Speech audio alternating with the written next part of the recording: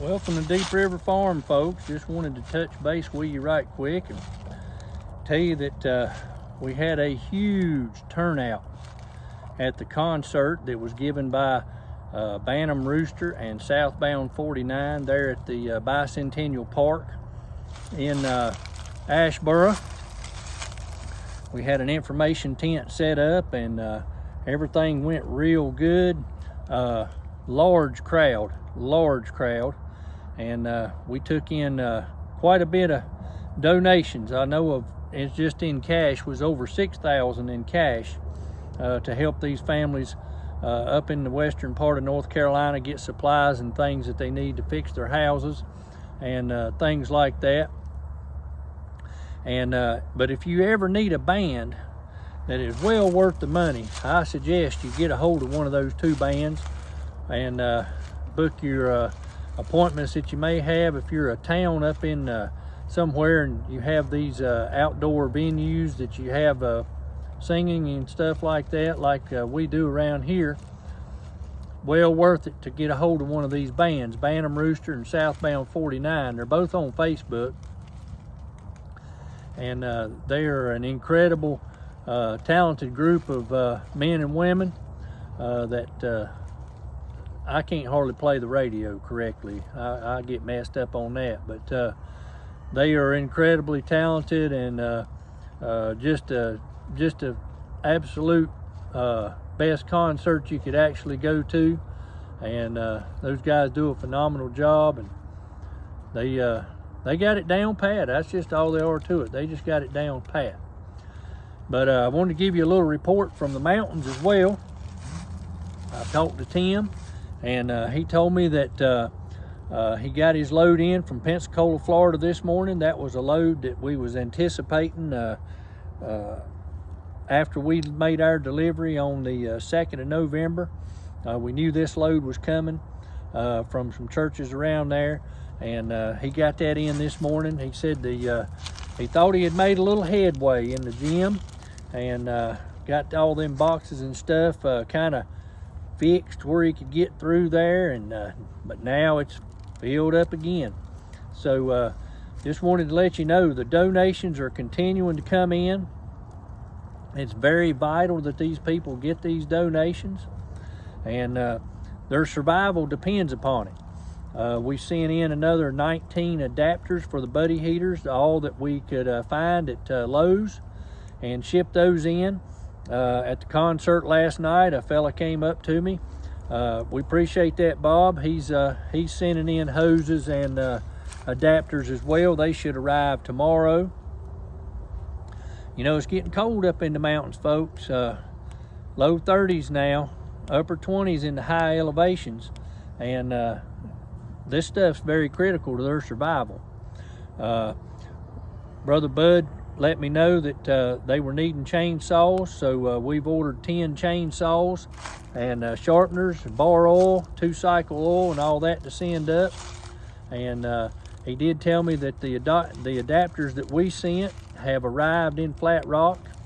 And the Bibles, folks, the Bibles. Brother Tim told me this morning that the Bibles are coming in from everywhere. He's getting them by the cases. He's getting them individually. He said the notes in them. He said they're making sure those are getting in people's hands. And they're just going all over the mountains with these Bibles as they're taking supplies in. Everybody that gets supplies is getting a Bible.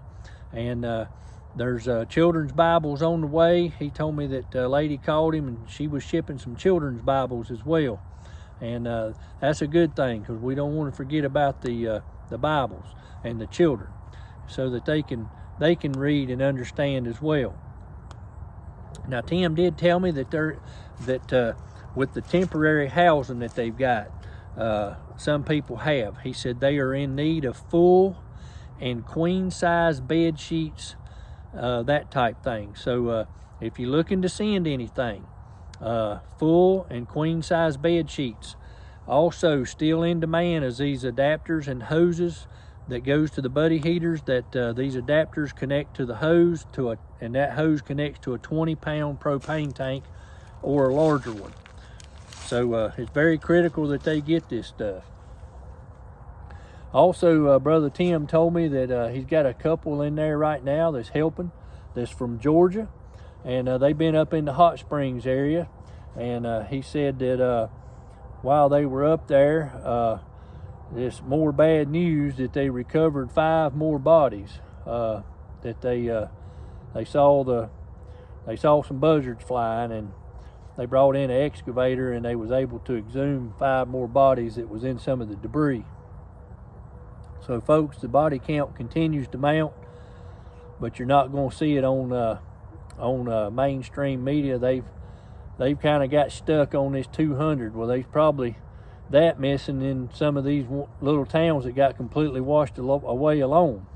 So we just don't know. But Tim said that in a lot of places, he said even an N95 mask won't stop the smell from coming in and making people sick. We talked about a whole lot of stuff this morning. Also, where we're wanting the work teams to stay.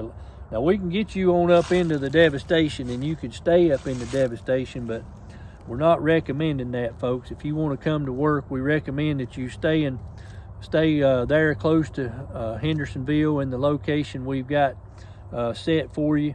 That way you have access to clean water and clean food, clean vegetables, things like that you may want to eat. And they're having a lot of problems, folks, with respiratory issues, Lyme disease. Brother Bud shared about the cellulitis of the eye, and it kind of makes people think in the beginning they've got pink eye, but in fact it's some kind of I believe they call it orbital cellulitis. And if they don't get that treated pretty quick with some really strong antibiotics, the person can go blind in that eye. And if it gets too far in there to save the other eye, they have to remove the one eye that's infected. So it's very critical these people get treated. And that's why we want to make sure when you come up to work that we've got a location to give you clean water and stuff to be able to shower off, because we don't want anybody coming in and getting sick or coming down with some kind of a disease from anything. If you're out there working in that stuff, you need access to this. So that's why we're encouraging people that want to come up to contact us, so we can get you in a location that you can get cleaned up and keep yourself safe while you're coming up to serve. Right now, the Amish are staying in those facilities that are building the small houses for the Cabins for Christ. And we anticipating all this being available for us to bring in work teams right after Thanksgiving. So we're getting a lot of emails from people that's wanting to come up and work. And if you just send us an email and give us your name and where you're from and how many's coming, and leave a contact number, we'll be back in touch with you. If you don't get in contact with us in a few days, don't worry. We're just trying to go through the list, because we're getting a humongous list every day coming in, and we're starting from the oldest email and working our way up. So don't fret if you ain't getting contacted pretty quick. It's just because of the sheer numbers of people that's wanting to come up and that type thing. But I wanted to give you that information that was coming out, especially about the medical issues, the Lyme disease and the cellulitis of the eyes and the skin rashes. And mainly the skin rashes is coming from people taking baths and stuff in the contaminated water. To stop all the infections and stuff, people's literally taping their ears shut. They're taping any place they could get any kind of water into their mouth, their nose. A lot of them's wearing goggles like you scuba dive in while they're taking showers in this bad water, just to keep everything from nothing getting in their eyes or nose or mouth. And they're literally taping their ears shut with tape to keep the water out. So that's why we want to make sure when you come up to serve that you've got access to good water, because we don't want anything to happen to you And I know the people up there would not want anything to happen to you either. So that's why if you come up and you go to work in a certain area, and you're going to know ahead of time, because we're going to let you know, you may have to drive an hour or hour and 15 minutes to get into that location if you choose a certain type of work or something that you want to come into. But just letting it be known that that's the reason we've got this area right here by the church there in Flat Rock, is for your safety, and to have access to clean water and good food and everything close by, so that you can better enjoy your time and be not having to worry about having something wrong with you when you go back home. So just wanted to put that out there right quick and let you know about that. And we appreciate all the donations that's coming in. I'm telling you what, folks, Brother Bud and Tim are loading every day and every evening, and they're taking off up in the hills and getting up in there to their contacts and getting this stuff into these little satellite locations that they've got set up all over the mountains and different locations, and taking them and getting those products there. And then those local people are taking them and moving them up into the mountains to the communities where they know the people are at. They're basically building a spreadsheet of needs and coming to the satellite locations and getting the stuff and taking it back up into the communities. So the network's got big, the need is great, and we appreciate everything everybody's done. And this is going to be an ongoing thing, folks. I did see too, just happened to think, they are in need of laundry detergent. So if you're looking to wanting to send anything up like that, we've got Brother Bud with he was asking for chainsaws. We got those on the way. They're asking for full and queen size bed sheets, and I believe Brother Tim actually said as well that they are out of pillows now. So you may want to look at that and just see what you can come up with, and that way you'll know kind of what we're trying to keep this thing kind of going, knowing what he needs. That way we can relay it on out, and that way everybody's up to date and knows what's going on, and that way the needs are being met up there in the mountains. And I'm hoping tomorrow we're going to get another look in the northern mountains. We got to go to a location called Grassy Creek, and also up in an area called Fleetwood, and check out some stuff up in that area. And we're gonna see what's up in those areas, and how bad it may be in that area. That's a pretty good little ways up from Brother Tim, but they've been all the way up into Newland and places like that. So it's not too far for Brother Bud to go. He says he'll go anywhere, and so we're going to check it out, and hopefully we won't need him to go back up in there or anything. But he's doing a phenomenal job. If you hadn't checked out Brother Bud's YouTube channel, I'm going to attach a link to it. He's going in and actually talking to people and putting them on YouTube right there, and of course he gets their permission, and they know what he's doing, and it's they want to draw attention to their area, because the mainstream media folks has done walked off from the situation. And without YouTube and these TikTok creators putting stuff out there, people out of sight, out of mind, and they don't hear it, they don't know it. And so we're trying to keep all this information out there and going, let people know what's going on. And we want to keep it as much as we can out for people to know, because this thing could easily turn into another situation like that one in Hawaii did. You heard about it for 2 weeks, 2.5 weeks, and then nothing. Crickets.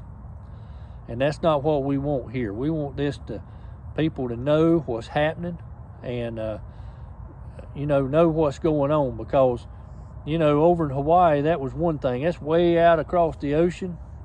Nobody sees it much, but we're right here in the United States.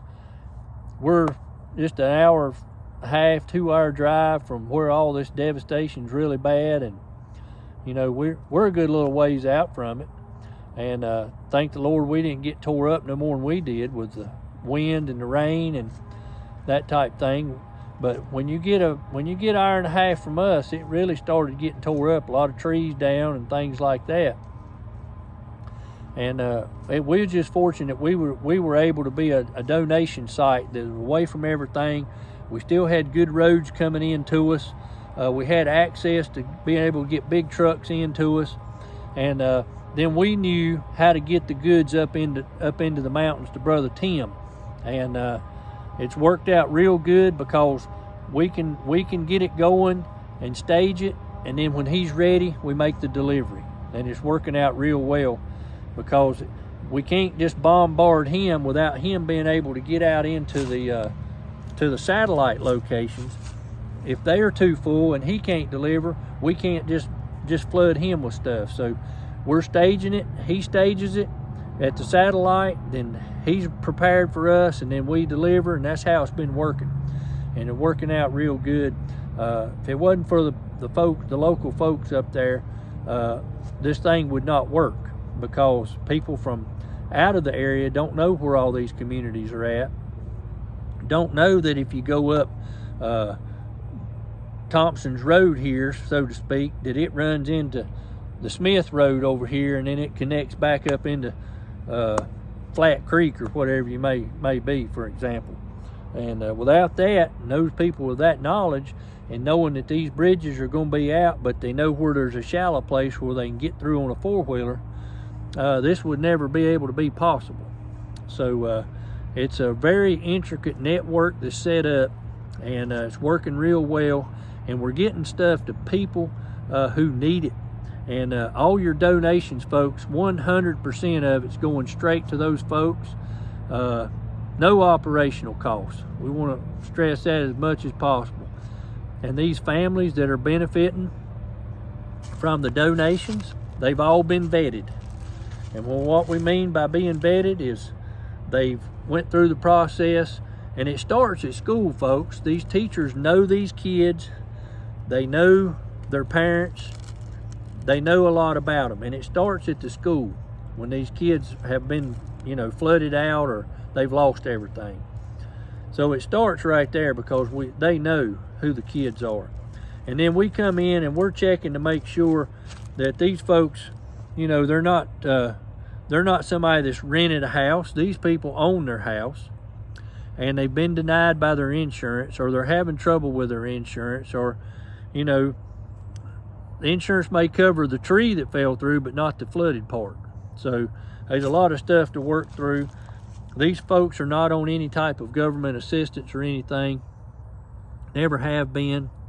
And these are the folks that's going to fall through the cracks if we don't help them, because the insurance has failed them, the government has failed them.